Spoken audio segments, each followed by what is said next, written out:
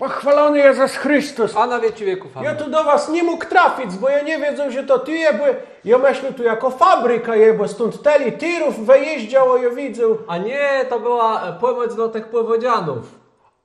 A, oni to tam wiezli. Jo, a tu nie doktor, ja Tu widzę, je doktor, pewnie, bo że ja so musiał zmienić tę klinika, bo ja do taci chodził rechli, kol nas we wse, to i tako, że my mieli tam refundowano za darmo jak krioterapia.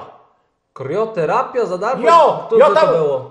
wlezę, nie? Ja piąty rano musiał stać z butem i miażdżąc, a ja sobie i tak nie dostał. Także ja sobie myślę, nie, ja tu przyjdę, tu ja sobie tego, ja by chciał tu w tym symmedze, żeby wam je pomogła, ale ja też nie wiem, czy jest to w porządny ledze.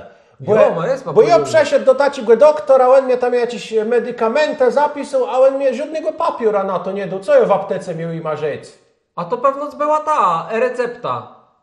E-recepta? Coś to jest za diabeł. A! Ja wiem, co to jest. Bo jednym razem ja szedł do doktora i ja so tak z nim zagodł, my tam w starych Niemcach powiodele i ja zabył wziąć ta recepta. Ja welos, a ten za mną i na cały korytarz. Recepta! To je to, jo? Nie, to jak skinsi, nie? Ewele, ja widzę, tu mota szkoła rodzeni. Jo, ty się.